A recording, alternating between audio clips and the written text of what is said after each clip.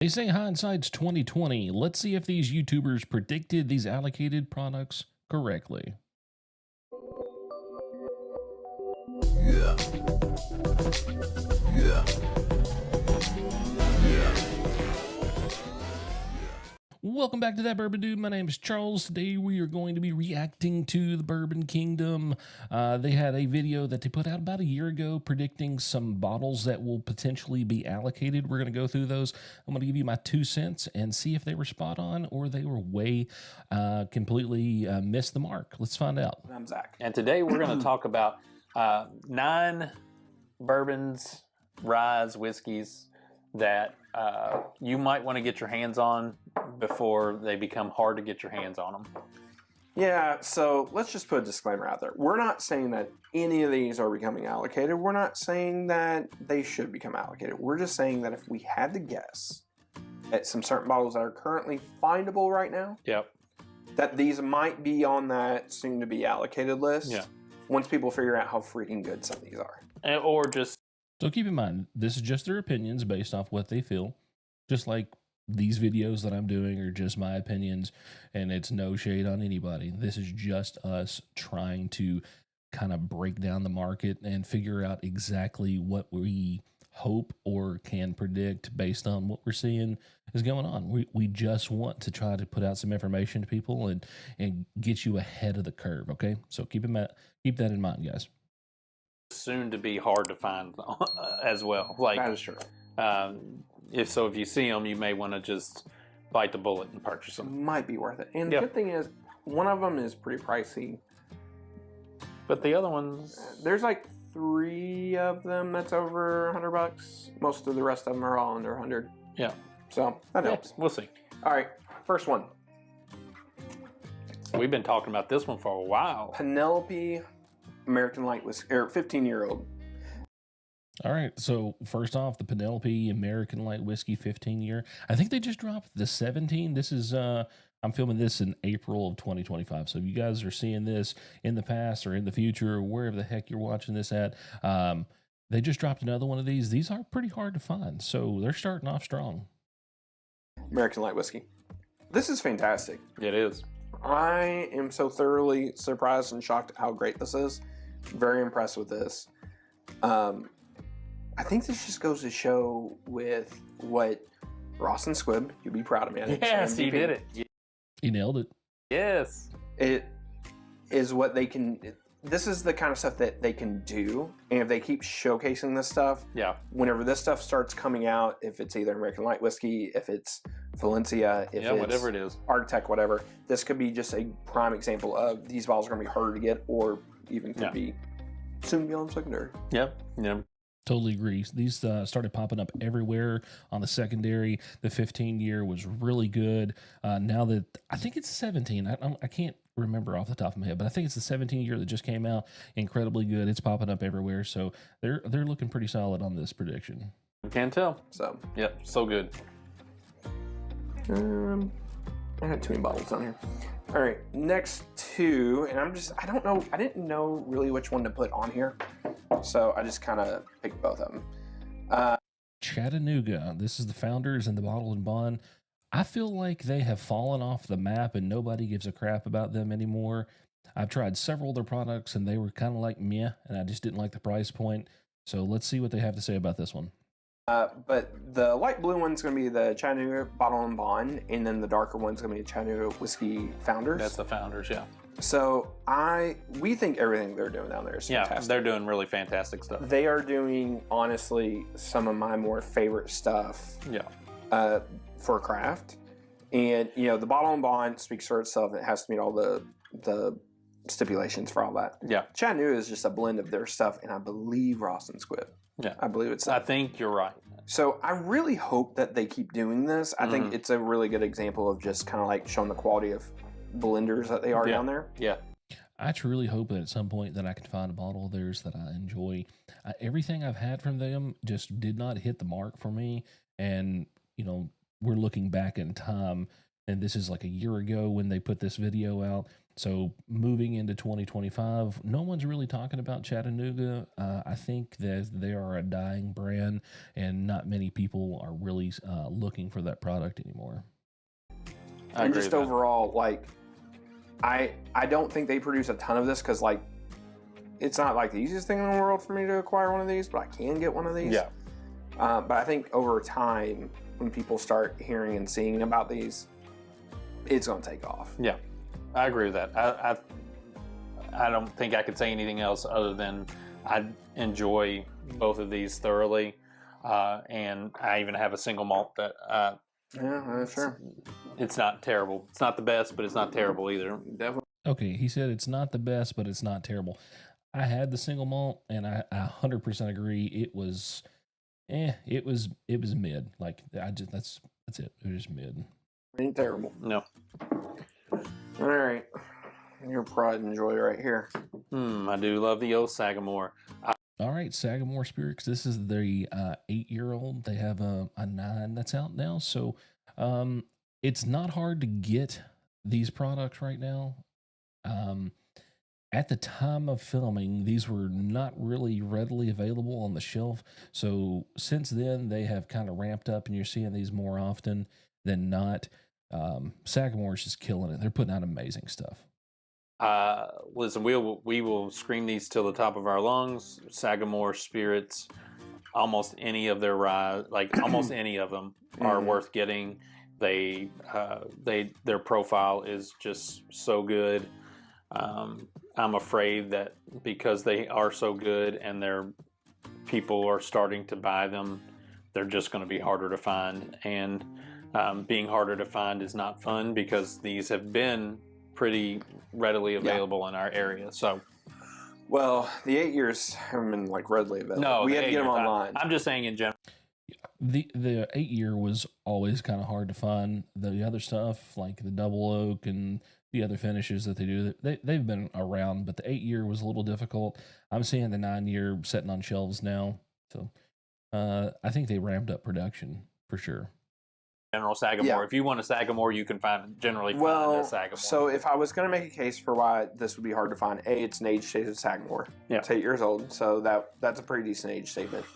2, they were just bought out by somebody.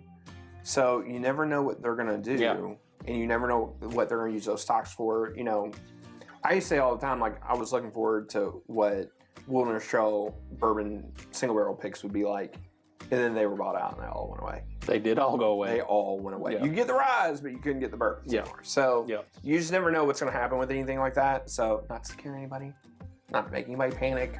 Let's not panic. No one needs to panic. No panic. I mean, you heard it first. They said it.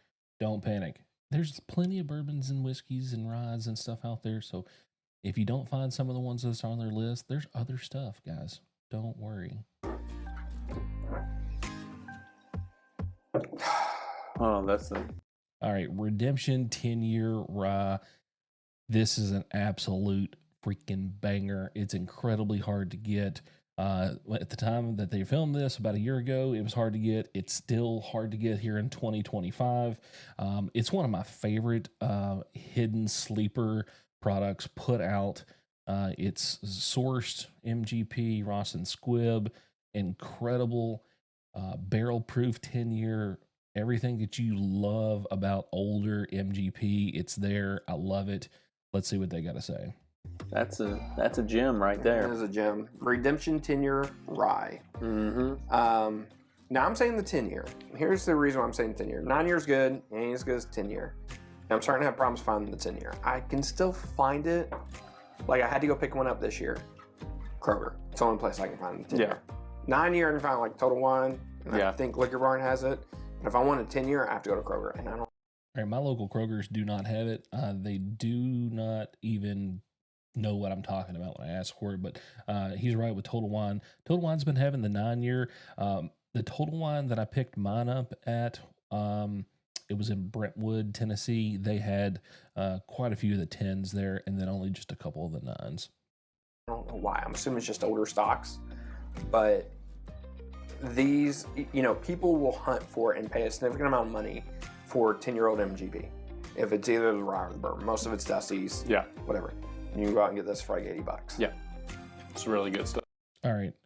Future Us knows that those are running around 110 now, so the price has crept up on them. He was 100% right. $85 recently, and then they've crept up, and I'm sure that they're going to continue to increase in price over time.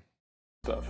Once people figure it out, and I Yeah. know we're part of the problem here because we're telling people about it. Yeah. Once people figure it out, Zach, don't tell anybody else about it, man. We love this product. Let's keep it a secret between us. gone. So true. All right, next one. And, they kind of had a little bit of this with Kelvin 4. All right. 4-Gate, the Kelvin Collection, the entire collection. I've had a couple. I thought they were great. I hated the price on them. They're sitting on shelves everywhere, collecting dust. This is another lineup that has kind of fallen off. Nobody's really buying it. There's a few people that are still hardcore 4-Gate fans that are buying them, but for the most part, I think they're just still sitting around. Most of my local stores just have 5 or 6 of them collecting dust, and nobody wants them. I'm gonna say with the Kelvin Collection, with 4-Gate, I think it's the best thing that they do. They've had some exceptions. Obviously, Eagle Thief. Yeah. I think is still my number one with them. That's still I think it's the best thing that they've ever made. But the Kelvin Collection in general, I think, if people would just look past the price of it, and I know that's a lot to ask because I know buying whiskey isn't cheap, and I know investing that kind of money into a bottle is a lot. So I get that. Yeah. But it's such dang good quality. It really is. It really is. It's some of the highest quality you can get. It's really, really great stuff. Yes. And they're all a little different. They are. And I mean, some are just stupid special too. Yeah. Any of the ones that say Kelvin on them, I would say, if you Kelvin have 68 goes for another one too. If you. So I totally agree. The ones that are the Kelvin Collection are significantly better than just their other ones, all the other lineup. So they are a little bit more special, but still for that price, it was just so hard to pull the trigger on it. And clearly people are not. And, here in 2025, we're kind of all slowing down on our whiskey purchasing, especially for the hard to stomach price bottles like these. So, yeah. If you have expendable money to spend on bourbon, or you're looking at going, I've got $200 to spend, should I get 2 or 3 bottles, or should I get 1 bottle? I would say, if this is available, get the 1 bottle, and maybe that's all you get for a month, or 2 months or whatever. But it would be worth it because you're gonna get lots of joy out of drinking that bourbon. Yeah, I agree. So, really good stuff. So he made a pretty good point about getting quality over quantity. I'm not going to say that necessarily you can't get incredibly good bottles for $200 for a couple good bottles. You can always just grab a Jack Daniel's single barrel proof rye and whiskey and call it good, and still have a little bit of money left over. This bottle here, I think the last time I saw it, it was around $220. That's quite a bit of money for 1 bottle, but it's still a good bottle. I just still think if it was settling in at $130, $140, I would probably bought more of them. Next one. John J. Bowman Single Barrel. All right. Well, the John J. Bowman Single Barrel is a freaking weird bottle in itself because every once in a while it'll just be here, just nonstop here in Kentucky. On every shelf, and then with the snap of a finger, gone. Now, it's not necessarily allocated, but some of the stores hold it back like it's allocated just because of the association with them being a brand that's owned by Sazerac. You know how that goes with Buffalo. Anything that's tied to Buffalo Trace, it just kind of vanishes anyways. But the thing is, you can travel all over the area. Patrick from the Whiskey Hill put out a video and where he was in, I think it was Phoenix, Arizona, and they're just sitting on the shelf everywhere. Nobody wants them. They're $45, $50. They're everywhere. Here in Kentucky, they kind of vanished again. 2025, I haven't seen one of these actually all year long. A ton of the small batch, but not the single barrels. So I know that this isn't the same for everybody, but I know for us locally, these do fly off shelves. Like, people sit here and look for them and can't find them, and then whenever they come in, they're allocated. Yeah. Like, people, like, liquor stores will be like, hey, man, do you need a Bowman single barrel? Yeah. Like, is it a pig? And they're like, no. I'm like, no, I'm good. Because luckily, we still have a couple places in town that get them. Yeah. But it's much more rare than what it should be. And if people would just, like, and I know we've told people before, like, how common it is to an E.H. Taylor single barrel and this, like, if that would just really take off, you would never find them. Yeah. Totally agree. When people started realizing these were very, very close to a E.H. Taylor single barrel, that's when everything happened. So their prediction on getting some of these early was very spot on. And here in 2025, we just don't see them that often in Kentucky. You might see them 2 or 3 times a year. He mentioned a pick. I found a pick of one in Atlanta, Georgia, and it was one per person. They were holding on to them like they were freaking gold. I was able to get one. It was pretty good. I don't know if the single barrel pick was as good as just some of the other single barrels that I've had that wasn't a pick. I assume that's probably just because the palate of the person who picked that barrel. They're so good. One of my favorite just daily drinkers. Like, I don't put it on my list every time because it would get redundant to put it on my list every time. Agreed. But this is one I grab for quite a bit because it's just hits my flavor profile just perfectly. And if I just want something that is easy to drink, got a good complexity to it, all of those things, this is what I'll go to because it's $60. Yeah, it is cheap. It's $60 and you don't feel like it has to be, just held on to so tightly. Now, I'm a little tighter with it because they are harder to find for us. But generally speaking, I can get my hands on 1 or 2 when I need it. Yeah, I'm 100% with Dave there. I wish they were a little bit more available because this would be one of my go-to daily drinkers. I love this bottle. It's incredible. Yeah, it's been harder to get lately, so I have slacked off just like he has on drinking it. Don't want to run out of the last bottle that I have. Typically just takes from my stock. I can take from his stock as well. All right, next one. Disco 11. So. All right, so the Disco series.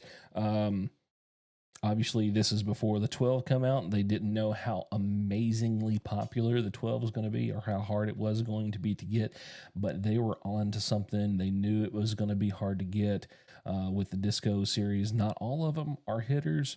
I just talked about on the channel the other day that the 13 is coming out, and that's going to be a double-barreled product. I don't know if that one's even going to be, it's going to be harder to get than the 12. The 12 is super hard to get. I never got one. I'm hoping that I get the 13. I really love double barrel products, but let's see what they have to say about this one. The Discovery series, we're obviously big fans of, and we also understand like not all of them are sought after in the same way. Yeah.